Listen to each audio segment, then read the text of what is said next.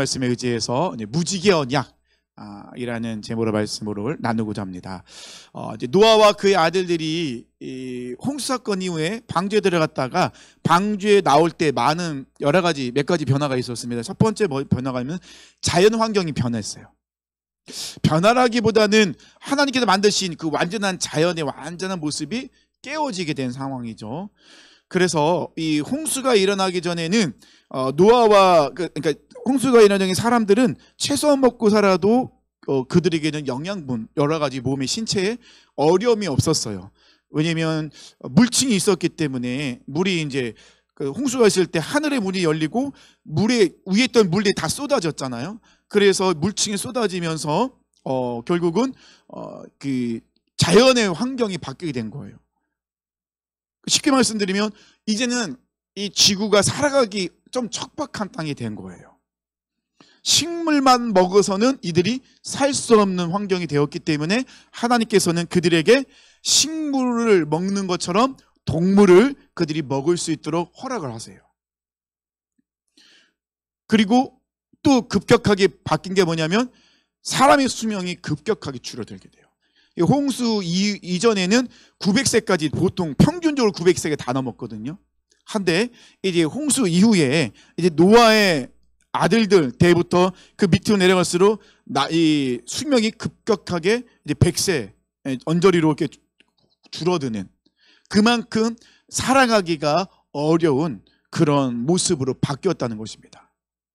왜냐하면 하나님이 만드신 창조 질서가 죄로 인하여서 깨어졌기 때문에, 사람들도 이 모든 신체도 죄로 인하여서 하나님께서 만드셨던 그 완전한 그 형상과 모양으로 만드셨던 그 모든 모습에서 죄로 인해서 타락하고 깨어졌기 때문에 하나님과의 관계가 깨어지게 되다 보니 자기 욕심대로 자기 뜻대로 살다 보니 결국은 어려움을 당할 수밖에 없는, 힘든 삶을 살 수밖에 없는, 그러니 고민, 스트레스 여러 가지 많이 우리가 살아가기 어려운 척박한 모습으로 바뀌게 되었다는 것입니다. 근데 그 모든 것의 시작은 죄, 하나님을 대적하는, 하나님이 만드신 창조 질서 그 선을 깨고 넘어서면서 자기들이 그 선을 만들려는 그런 모습에서부터 이 모든 것이 시작되었다는 것입니다.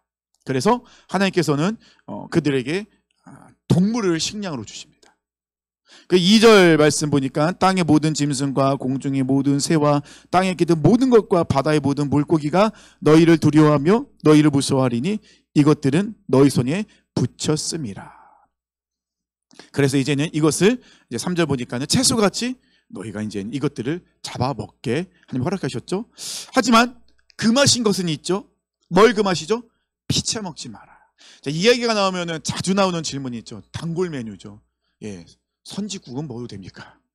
이건 단골 메뉴예요. 이거는 유튜브나 어느 교회를 가도 단골 메뉴예요. 항상 이 창세기 강해라면 그러면 선지국은 먹어도 됩니까? 옛날에는 지금은 모르는데 옛날에는 사슴피도 많이 먹었어요. 모르세요? 저만 알고 있는 것처럼. 제가 시골 살아서 그런가요? 옛날 어르신들은요 사슴피 드셨어요. 건강에 좋다고. 그쵸. 근데 이게 진짜 건강에 좋은지 모르겠어요. 그래서 좋아서 드셨대요. 전 먹은 적 없습니다. 무서워서 못 먹습니다. 그렇게 이렇게 사슴피도 먹고 선지국도 먹고 뭐 이렇게 하는데, 이게 그러면 분명히 피채 먹지 말라고 했는데 그러면 선지국 먹지 말아야 되는 거 아닙니까? 근데 사실 이거 구약 시대 하나님께서는 이 피는 무엇 때문에 하나님께 우리 피채 먹지 말라는 생명이기 때문에. 근데 이것이 이 사람들의 욕심과도 연관성이 있어요. 동물을 하나님께서 주셨을 때는요, 취미 활동 때문에 사냥을 하거나 가죽을 구하기 위해서 동물을 잡는 것은 하나님께서 말씀하신 것이 아니에요. 우리가 동물의 세계들을 보세요. 사자나 호랑이 이런 맹수들도요, 육식을 하는 그 동물들도요, 자기가 배가 고플 때만 사냥합니다. 가끔 얘네들이 좀 정신 나간 애들은 정신 나간 애들만 이게 그냥 이게 뭐죠? 이렇게 놀기 위해서 그렇게 막 갖고 노는 경우 있지만 걔네들은 진짜 정신 나간 애들. 진짜로 그런 애들이고요.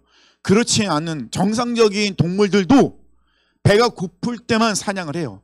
배가 고프지 않을 때는 사슴이 지나가 노루 지나가도 잡아먹지 않아요. 건들지 않습니다. 유독 사람들만 욕심을 내고 있어요.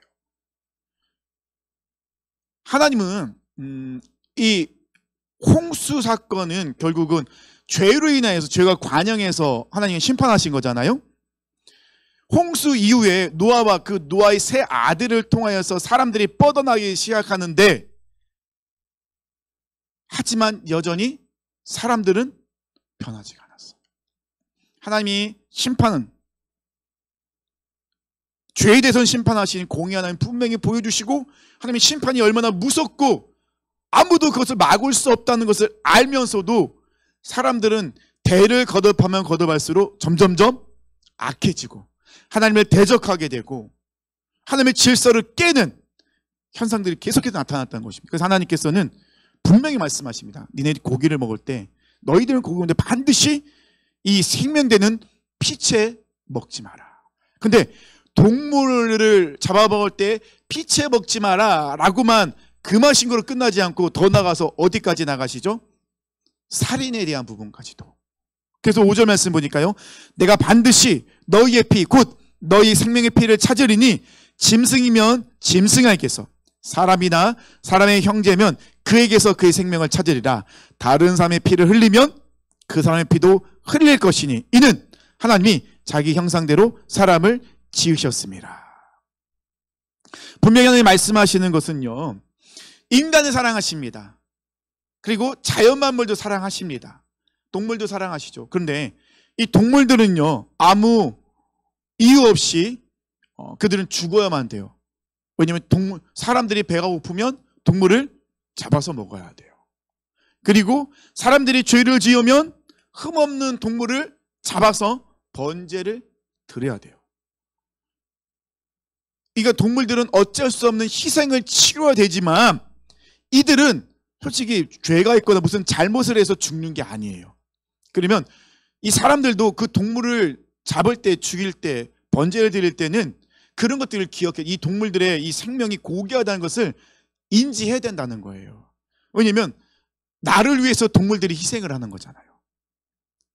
동물들의 희생이 있기 때문에 사람들이 살아가게 되고, 동물들의 그 희생이 있기 때문에 그들이 죄에서 덮임을 받게 되는, 씻김을 받게 되는. 그래서 사람들은 죄를 지면 계속해서 어떻게 해요? 동물의 희생의 제사를 드릴 수밖에 없는. 그럴 때 동물을 잡을 때 당연한 것을 여기면 안 된다는 거예요. 동물들의 그 희생을 기억하라는 거죠. 너희들이 만약 죄를 지었지 않았으면 동물들의 희생도 없었죠.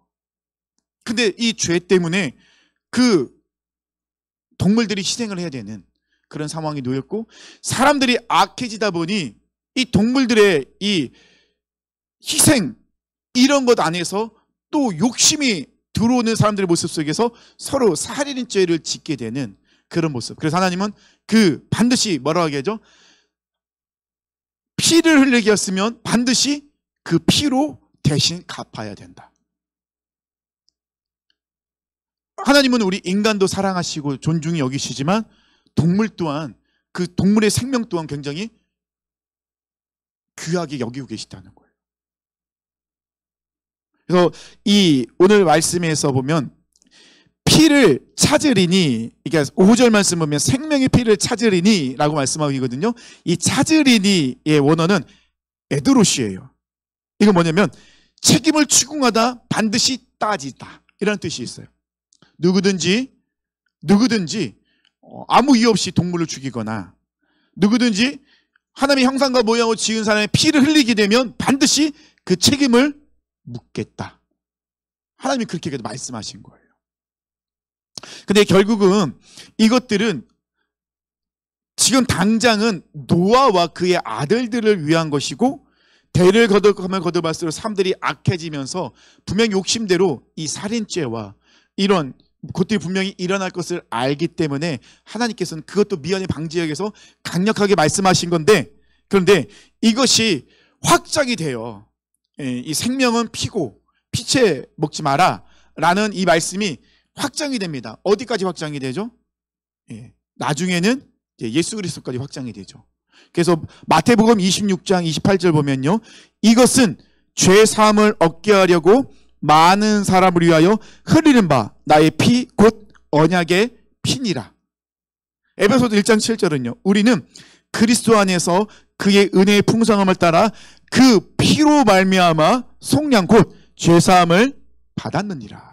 히브리서 9장 22절은요, 율법을 따라 거의 모든 물건이 피로써 정결하게 되나니 피 흘림이 없은즉 사함이 없느니라. 그러니까 이 당시 하나님이 피는 생명이다, 그렇기 때문에 피채 너희가 먹지 말라라는, 지금 단순하게 그 동물의 피 먹는 것으로 이야기하는 것 같지만 하나님은 어디까지 그걸 확장시키고 있습니까? 결국 예수 그리스도 통한 그 속죄의 피, 거기까지 확장하고 있습니다. 그러면 하나님께서는 우리를 위해서 예수님을 십자가에 이 땅에 보내주셨고, 예수님은 십자가에서 생명의 피를 흘리심으로 우리를 구원해 주셨다는 것입니다. 왜냐하면 피 흘림이 없이는 사함이 없는 거예요. 피 흘림이 없이는 거룩해지지가 않아요. 근데 그 피는 어떤 피여야 됩니까? 죄 없는 피, 흠 없는 피.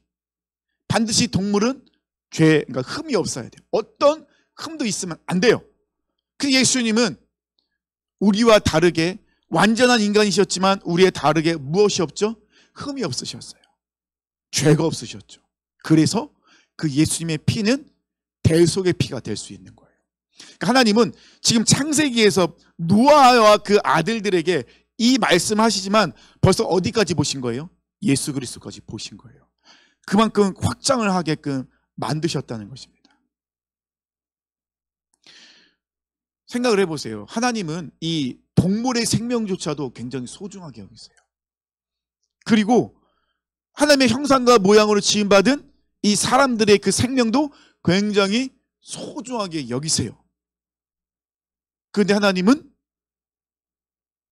우리를 위해서 하나님의 하나밖에 없는 독생자의 피를 흘리도록 허락하셨어요. 동물도 그렇게 소중하게 계시고 사람들도 소중하게 계시면 하나님의 하나밖에 없는 독생자 예수님은 뭐 무슨 말을 할 수 있겠습니까? 그거 무엇보다 소중하잖아요. 그런데 그 소중한 그 예수님의 보혈을 누구를 위해서요? 우리를 위해서 흘리도록 그렇게 만드셨다는 것입니다. 그러니 하나님 우리를 얼마나 사랑하시는지 알 수 있겠죠. 그래서 오늘 말씀에서는 하나님이 우리 향한 하나님의 사랑이 이 무지개 언약까지도 보면은 이어져서 나타나고 있다는 것입니다. 그래서 하나님께서는 하나님과 올바른 관계를 맺는, 지난주 말씀드렸죠, 그 사람들이 생육하고 번성하고 충만해지길 원하는 거예요. 그런데 안타깝게도 그 사람들보다는 하나님과의 관계가 깨어진 악한 사람들이 더 많아지다 보니 이 세상은 악해질 수밖에 없다. 하나님의 한탄하심이죠. 지금도 이렇게 하나님과 올바른 관계를 맺는 그 사람들을 통하여 하나님의 생육하고 번성하고 충만하기를 원하시는데 여전히 세상은 악해져 가고 있고 하나님을 대적하고 있고 하나님의 창조 질서를 깨려고 끊임없이 교묘하게 뒤에서 작업하고 있는 사단의 끊임없는 그 계략에 많은 사람들이 무너지고 있다는 것입니다. 자, 8절 말씀 보니까요, 하나님이 노아와 그와 함께한 아들들에게 말씀하여 이르시되, 9장 1절에서도 분명히 하나님이 말씀하셨습니다. 그런데 8장에 다시 한번 말씀하세요. 그 말은 뭐냐면 하나님께서 이 노아와 그 아들들에게 하시고자 하는 것이 있어요. 아주 중요한 거죠. 즉 하나님께서 이들에게 무엇인가 아주 필요한 것들을 지금 하려고 준비하고 계십니다. 9절과 10절 말씀 보니까요, 내가 내 언약을 너희와 너희 후손과 너희와 함께한 모든 생물 곧 너희와 함께한 새와 가축과 땅의 모든 생물에게 세우리니 방주에서 나온 모든 곧 땅의 모든 짐승에게니라. 하나님이 이 노아가 방주에 들어가게 되도 언약을 하셨거든요. 내가 너희를 반드시 구원할 것이고 내가 너로 하여금 크게 생육하고 번성하게 만들 것이다 약속하셨거든요. 근데 다시 한번 이 방주에서 나온 노아와 그 아들들에게까지 하나님께서 약속을 하십니다. 근데 그냥 약속이 아니죠. 무슨 약속입니까? 9절 보니까요. 내 언약이에요. 그냥 언약이 아니라 뭐라고요? 내 언약이에요. 내가 한나자매하고 이렇게 약속을 할 때, 그러면 한나자매 우리 7시에 만나요? 우리 약속했어요. 이렇게 얘기하면 되는데 내 약속이에요. 그러면은 내 약속이라는 것은 무슨 의미가 있을까요? 내가 더 중요하게 여기고 내가 그것을 더 지키겠다. 그러니까 한나자매는 어떻게 하면 돼? 기다리면 되는 거야. 내가 가니까. 그러니까 내 언약이라는 것은 하나님께서 굉장히 그 언약을 어떻게 해요? 하나님이 주관적으로 강력하게 그것을 이루겠다는 거예요. 언약의 그 약속의 내용이 뭡니까? 11절 보니까요. 내가 너희와 언약을 세우리니 다시는 모든 생물을 홍수로 멸하지 아니할 것이라. 땅을 멸한 홍수가 다시 있지 아니하리라. 하나님이 지금 뭐라고 말씀하시죠? 내가 다시는 물로 심판하지 않겠다. 착각하지 마세요. 심판하지 않겠다가 아니에요. 하나님이 약속하신 그 약속은 뭐죠? 심판의 도구로 물을 사용하지 않겠다. 근데 이 부분을 너무 쉽게 생각하셔서 하나님이 심판하지 않는다고 약속하셨어. 아니에요. 하나님은 공의한 하나님이세요. 죄는 반드시 심판하십니다. 우리 하나님은 심판주 하나님이세요. 그래서 우리는 하나님을 어떻게 해요? 두려워해야 돼요. 공의한 하나님이시니 죄는 반드시 심판하시는 분이세요. 대신 물로 심판하진 않겠다. 그러니까 물로, 심판의 도구로 물로 심판을 하니 이게 너무 어마어마한 일들이 일어나고 이 땅이 완전히 이 창조의 모든 질서가 깨어지게 되고 이 땅이 완전히 자연만물이 바뀌게 되니 하나님께는 다시는 그런 거 하지 않겠다. 그래서 언약의 징표로 하나님께 주신 것이 무엇이죠? 무지개입니다. 근데 이 무지개의 원어가 이 뜻이 독특해요.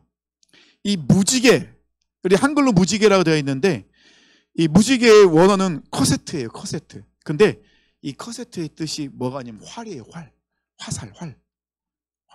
그래서 이 부분 때문에 많은 학자들이 참 다양한 의견을 내놓고 있어요.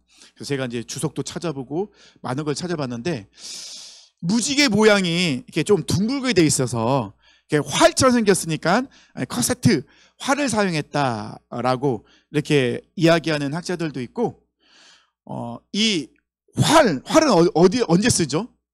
사냥할 때, 전쟁할 때 쓰잖아요. 그런데 이 중동 지방의 많은 신화를 볼 때 그 신화의 신들이 주로 사용하는 무기가 활이었어요. 그래서 이 신들이 전쟁을 하고 전쟁이 끝난 후에 평화를 이야기할 때는 하늘에 화살을 걸어놨다고 해요. 신화입니다. 이거는. 근데 이게 조심해야 돼요. 왜 조심하냐? 제가 이걸 말씀드리는 것은 이렇게 해석한 학자들이 있기 때문에 성도님들이 이런 것도 들으면 내가 이거 목사님한테 들은 거 있는데 라고 생각하실 수 있으니까. 근데 이 부분이 왜 조심해야 되냐면 비평학자들은 이걸 얘기하는 부분이 있어요. 그러면 성경이 그 중동에 나와 있는 신화의 모습을 가지고 와서 사용했다. 이렇게 비평학자들이 이렇게 비평한 사람들이 있어요. 홍수도요. 이게 우리 노아의 홍수잖아요. 근데 그 중동 지역에는 홍수의 그 신화가 있어요. 내려오는 전설이. 그래서 많은 비평학자들이 자유주의 학자들이 이것을 가지고 그러면 성경은 짝짓기 한 거다.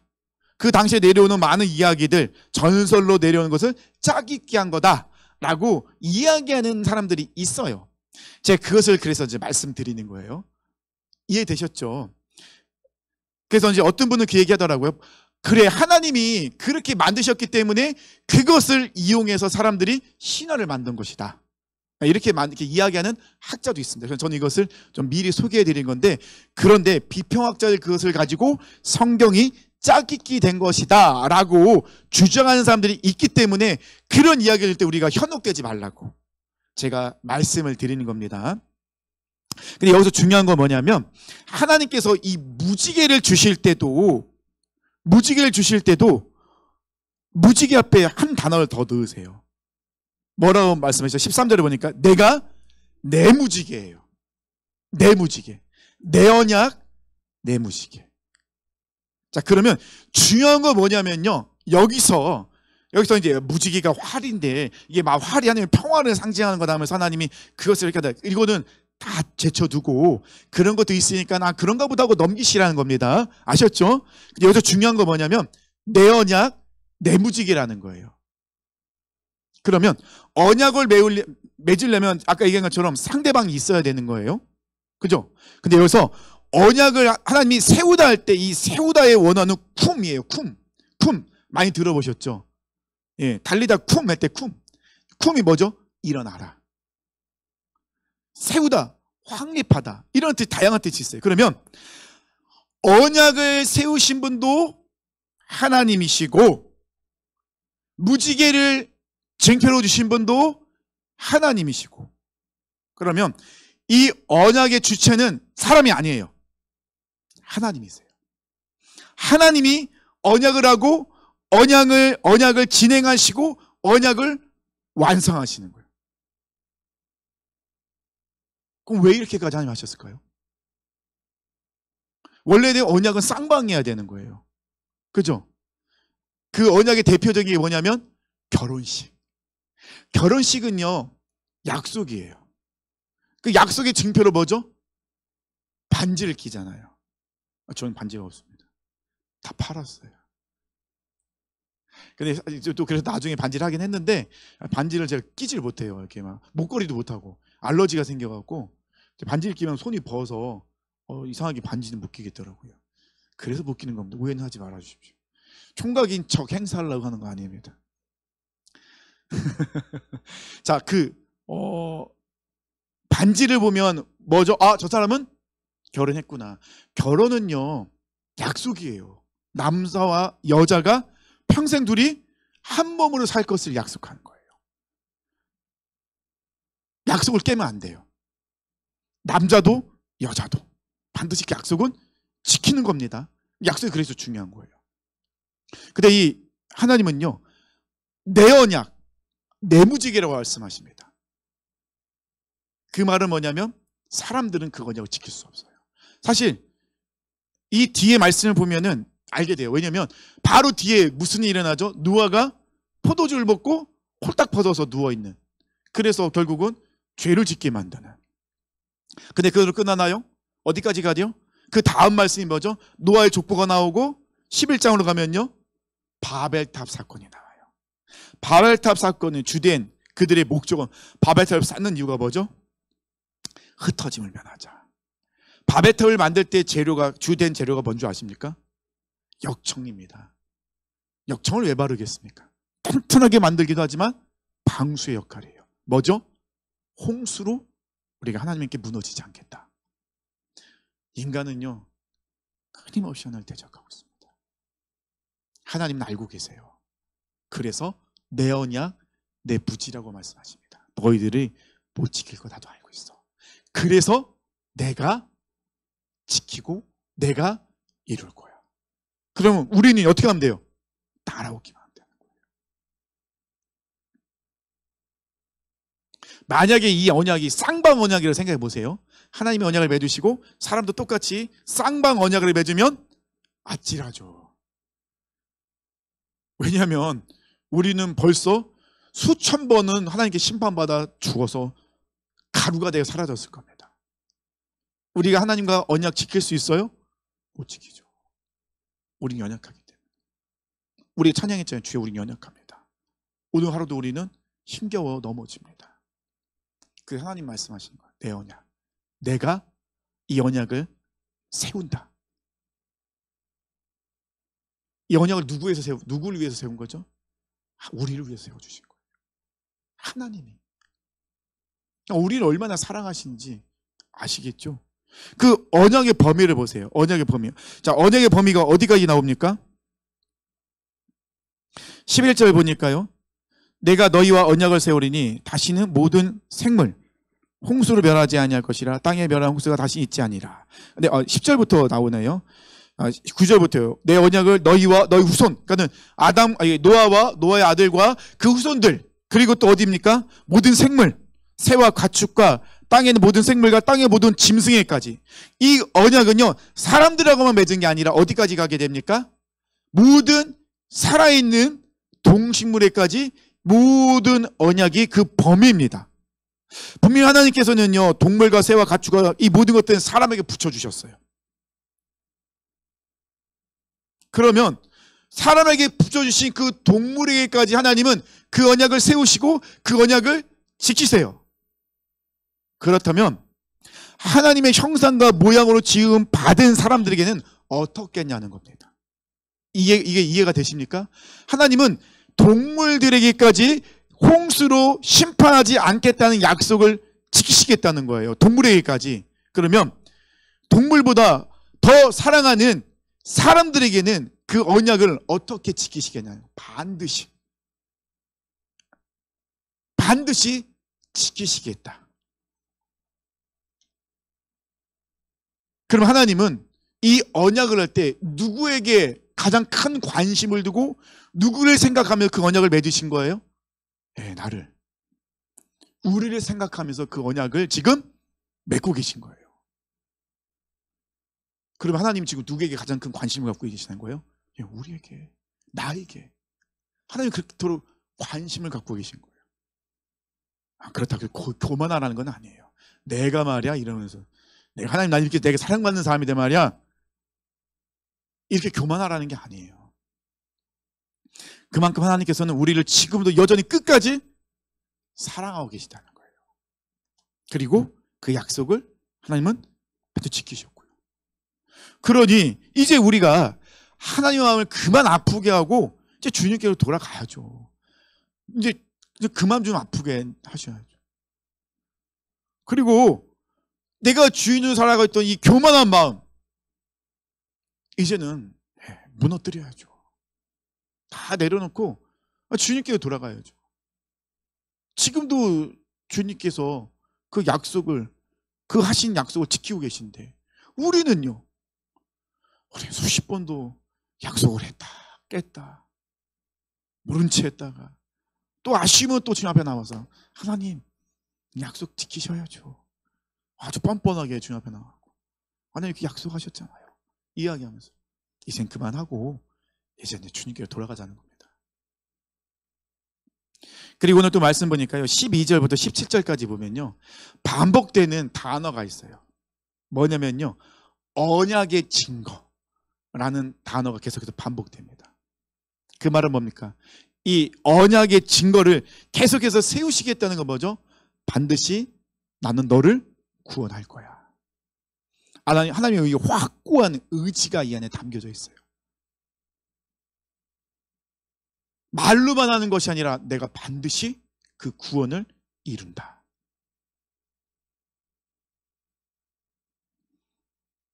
우리는 약속을 지킬 수 없지만 하나님께서는 반드시 그 약속을 지킨다. 무지개는 무엇과 연관이 있죠? 무지개는요? 예, 제가 그래서 한번 찾아봤어요. 챗 GPT한테 혹시 과학적 제가 문제 있을 것 같아서 챗 GPT한테 뭐라고 물었냐면 무지개는 물과 연관이 있느냐라고 질문했더니 맞대요. 물이 햇볕과 물이 만나야지만이 이 무지개가 뜬다는 거예요. 자, 그러면 제가 왜 확인하려고 했냐면 하나님은 무지개를 무슨 증표로 주셨죠? 물로 심판하지 않겠다. 그러면 이 사람들은요 지금 무엇에 대한 트라우마라고 할까요? 어려움, 마음이 무너진 게 있을까요? 물 심판을 받았기 때문에. 하늘이 어두워지고 비가 내리면 사람들에게는 어떤 마음이 들까요?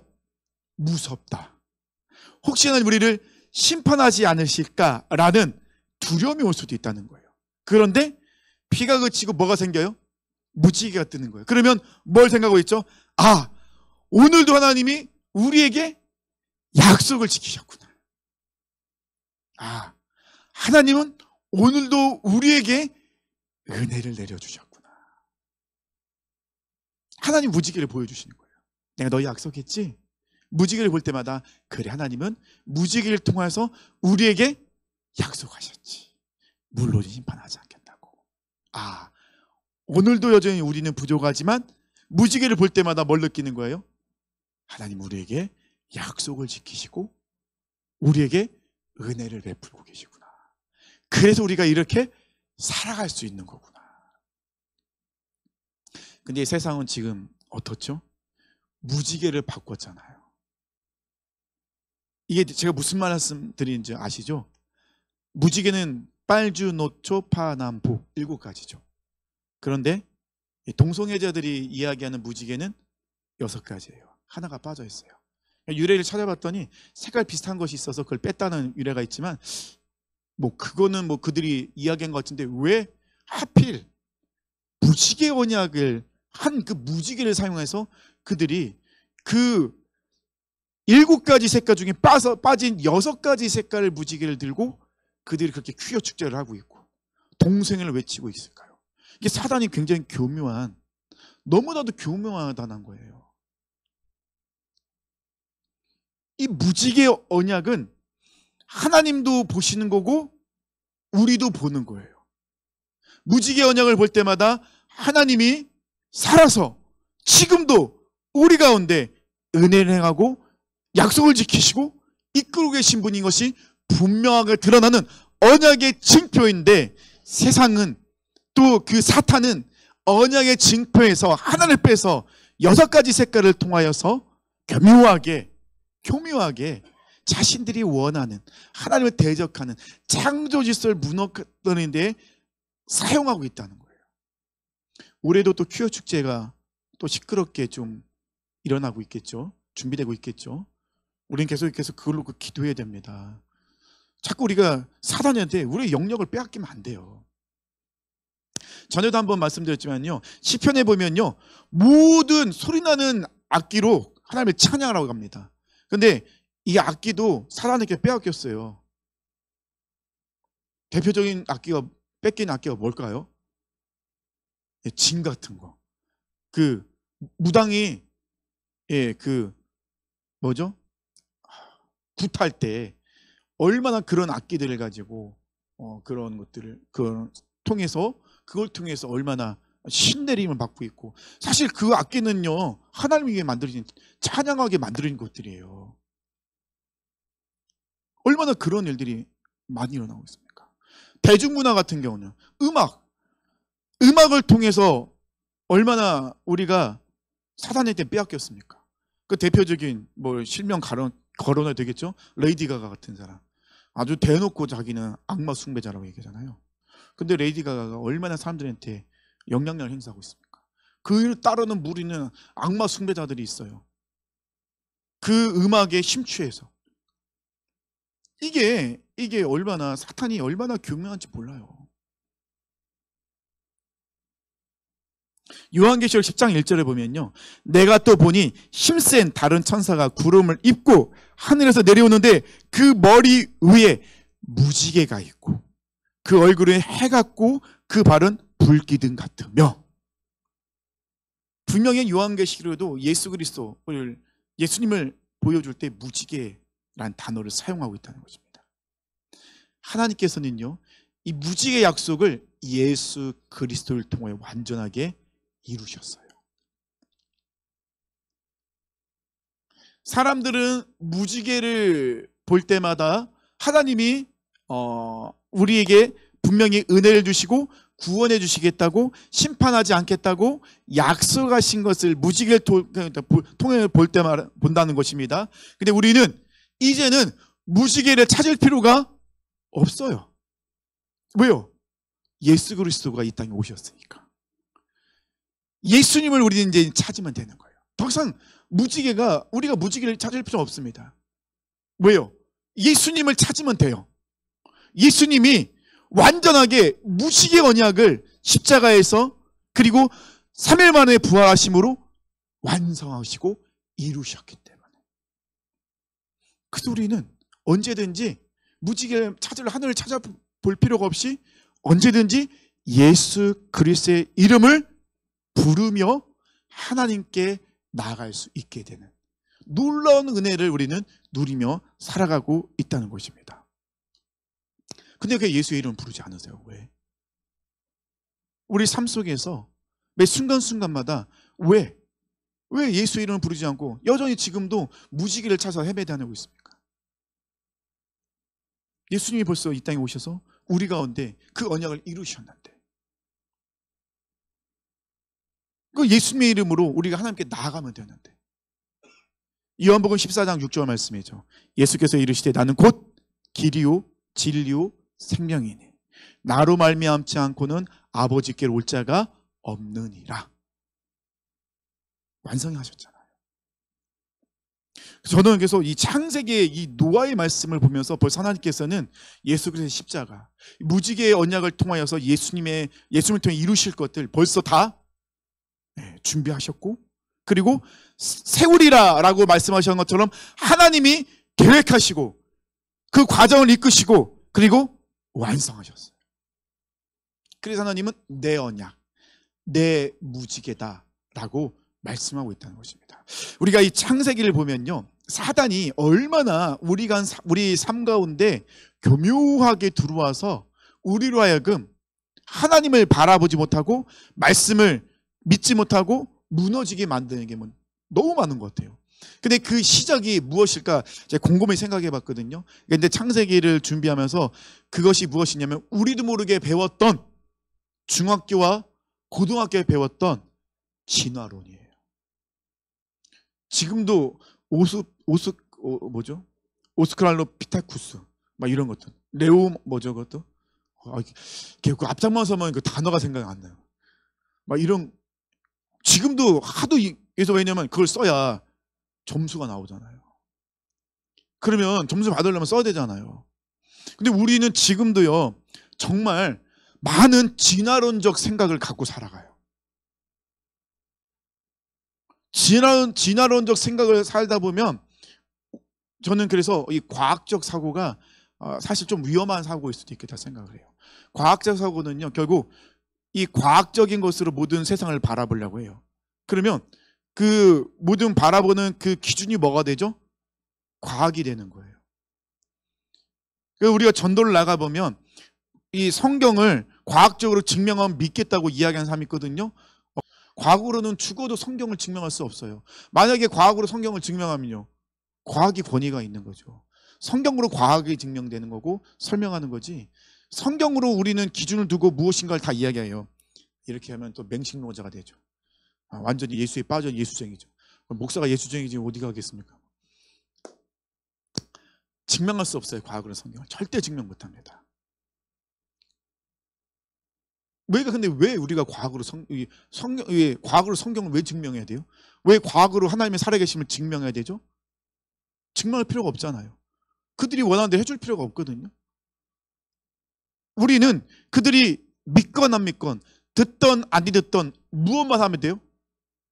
살아계신 하나님을, 내가 경험한 하나님을, 내가 믿고 있는 하나님을 증거하면 돼요. 전하면 돼요. 안 믿으면 불쌍한 거죠. 그래서 이 창세기를 볼 때는요, 우리가 우리 안에 있는 나도 모르게 갖고 있는 진화론적 그런 사고 방식들이 하나씩 빠져야 되는 거예요. 무너져야 돼요. 그렇게 되면 당연히 이 동성애라든지 차별금지법이라든지 퀴어 축제라든지 하나님을 대적하는 그런 창조질서를 무너뜨리는 그 세상적인 그런 모든 가치관들을 우리가 분간할 수가 있어요. 그러면 자녀들에게 교육해 줄 수 있죠. 왜냐하면 말씀으로 그것을 분명하게 알려주면 되는 거니까요. 근데 우리가 자꾸 창조적인 이 창조론적 사고를 갖고 있으면 비과학적이고 비이성적이고 비논리적이다 이야기하거든요. 그래서 저도 설교할 때 옛날에 그 청년들한테 그런 얘기도 좀 듣긴 했었어요. 목사님 설교가 좀 비논리적이라고. 이 설교를 논리적으로 따지다 보면요, 그 신앙적으로 걸리는 부분이 되게 많긴 해요. 기승전결 따져서 이렇게 하다 보면 좀 어려운 부분이 있긴 하거든요. 그래서 저는 이 말씀을 통해 분명히 우리가 깨달아야 할 것은 하나님께서 분명히 이 노아를 통하여서 내 언약, 내 무지개를 주셨어요. 하나님이 주신 거예요. 하나님이 세우신 거예요. 누구를 위해서요? 나를 위해서. 노아요? 맞죠. 노아를 위해서도요. 노아의 아들들이 맞아요. 노아의 자손들 맞아요. 어디까지 가요? 나를 위해서도. 나를 위해서 그 언약을 세우셨어요. 그리고 하나님은 그 언약을 이루셨어요. 근데 우리는 여전히 우리가 신앙생활을 할 때 지금도 무지개를 찾는 사람들이 많아요. 여전히 하나님 무지개가 없어요. 하나님 약속하신 무지개가 없어요. 하나님은 그 예수 그리스도를 통해서 그 무지개를 다 이루셨는데, 예수님이 벌써 내 안에 찾아오셨어. 우리 옆에 계신데, 예수님이 옆에 계신데도 여전히 옆에 계신 예수님을 보지 못하고 여전히 무지개를 찾아다니는 모습들이 굉장히 우리 안에 많이 있다는 것입니다. 사랑하는 성도님들, 우리가 그것을 꼭 기억했으면 좋겠습니다. 하나님은 이 무지개의 언약을 예수 그리스도를 통해서 완벽하게, 완전하게 이루셨습니다. 그래서 우리는 예수님을 통하여서 오늘 하루도 하나님의 은혜 가운데 살아간 거예요. 살 수 있었던 거예요. 그러면 당연히 우리는 예수의 사람으로 살아가야겠죠. 생각하고 말하고 행동하고 이 모든 것들이 철저하게 예수님처럼, 예수님의 제자가 돼요. 아니, 작은 예수로서 우리가 살아가야겠죠. 왜냐하면 하나님이 지금도 예수 그리스도를 통하여 우리를 세우시고 언약을 이루셨기 때문에. 그래서 우리 사랑하는 성도님들이 이 말씀을 꼭 기억하시면서, 여러 가지 많이 얘기했지만은 몇 가지 꼭 기억하시기 바랍니다. 첫 번째는 뭡니까? 우리가 창조론적 사고방식으로 성경을 읽고 우리 삶을 살아가야 됩니다. 세상 사람들이 이야기하는 그 증명하라는 것에서 증명하려고 노력하지 마세요. 하나님은 증명할 수 있는 분이 아니세요. 감히 우리가 하나님을 어떻게 증명할 수 있습니까? 하나님은 믿는 분이에요. 성삼위일체 증명 못해요. 논리적으로 설명하기 어려워요. 성삼위일체 하나님은 믿는 거예요. 우리가 하나님을 믿을 때 그 안에서 역사하신 것들이 풀리게 되는 거죠. 두 번째, 하나님이 우리에게 내 언약, 내 무지개를 세우셨습니다. 세우셨다는 것은 하나님이 계획하시고 하나님이 그 과정을 이끌어 가시고 하나님께서 완벽하게 그 모든 것을 이루셨다. 누구를 통해서요? 예수 그리스도를 통하여서. 그러면 우리는 우리 모든 삶 가운데 무지개를 찾아가는 것이 아니라 그 약속을 이루신 예수 그리스도를 붙잡고 우리는 살아가야 된다는 것입니다. 그것이 바로 능력 있는 그리스도의 모습입니다. 사랑하는 성도님들, 꼭 그런 삶 사시길 축원합니다. 우리 찬양하고